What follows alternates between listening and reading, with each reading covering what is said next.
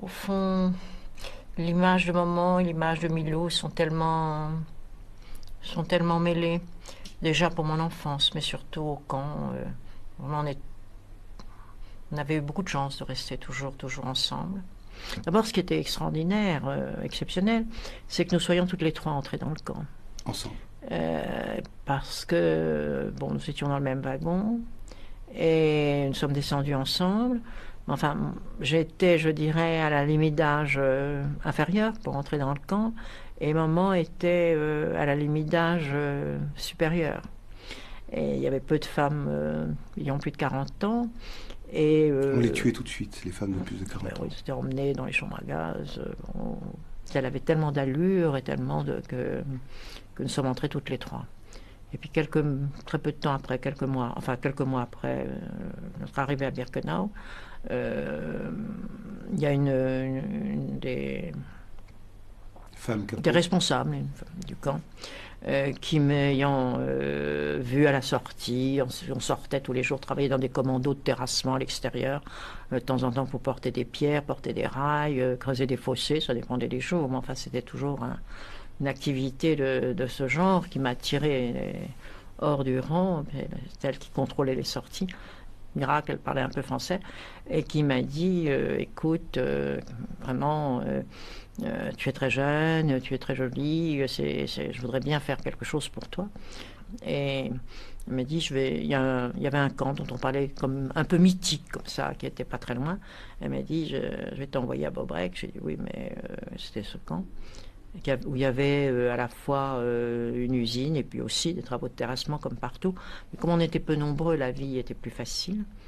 Et je dis, nous sommes trois. Il y a maman et ma sœur, et donc nous partirons tous les trois. C'est jamais sans ma mère et ma sœur.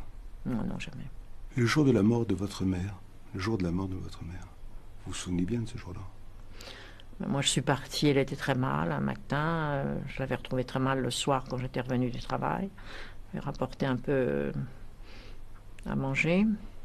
Parce qu'à Bergen-Belsen, pratiquement, les dernières semaines, on distribuait pratiquement plus rien. Les gens, il y a des gens qui sont morts de faim. On a même dit qu'il y avait eu des cas de cannibalisme.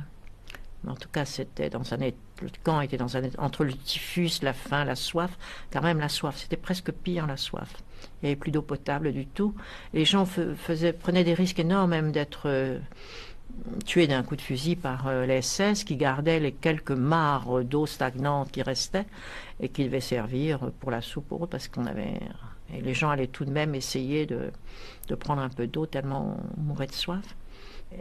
J'étais partie le matin, ce jour-là, mais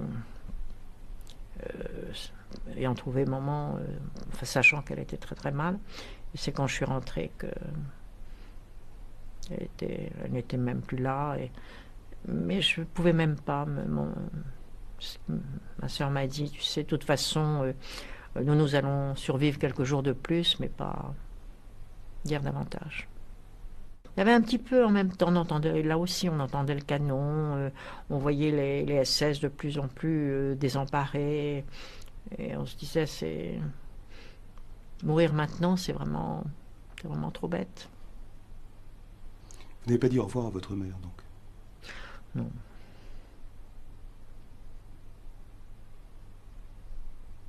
Elle n'était plus consciente, elle n'avait plus... s'est éteinte comme ça. Il n'y avait plus de souffle de vie. Je, Tout de suite après la libération, quand les Anglais sont arrivés, il y en a un qui m'a demandé quel âge, si j'étais mariée, si j'avais des enfants, etc. Je dis mais quel âge vous croyez que j'ai? Alors sans doute croyant être très poli, il m'a dit je ne sais pas, une quarantaine d'années. Voilà, ça c'est ce qu'on était. Les forces sont revenues au fond plus vite qu'on le pensait. Physiquement, les forces physiques. Le reste, n'est jamais revenu. Jamais. Une partie de vous-même est toujours là-bas. Ouais.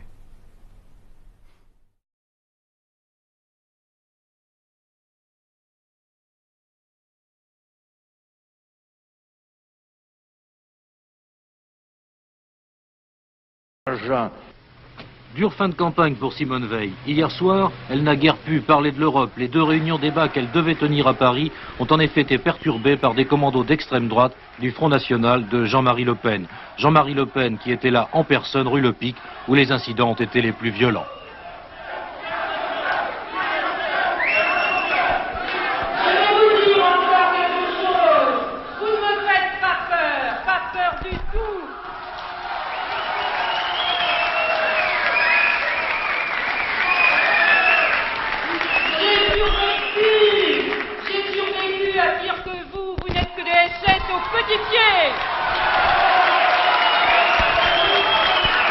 Après, tout a dégénéré, la bagarre est devenue générale, les chaises et les poings ont volé bas, les militants du Front National se sont déchaînés, poussant des hurlements, lançant des œufs pourris, des bombes lacrymogènes, des fumigènes.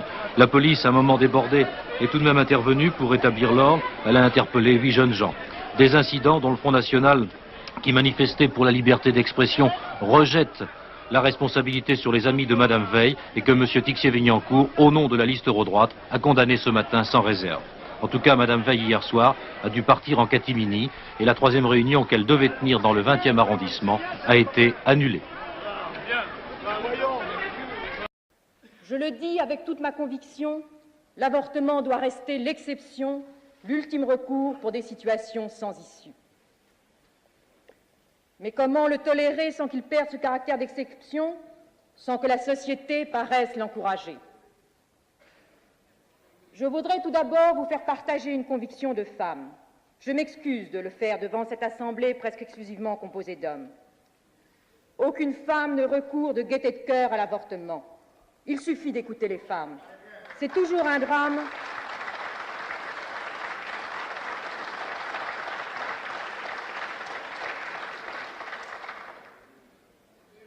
C'est toujours un drame, cela restera toujours un drame.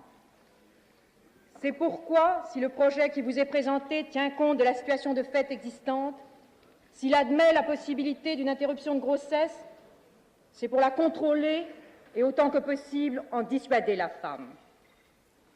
Nous pensons ainsi répondre aux désirs, conscients ou inconscients, de toutes les femmes qui se trouvent dans cette situation d'angoisse, si bien décrite et analysée par certaines des personnalités de votre commission spéciale a entendu au cours de l'automne 1973.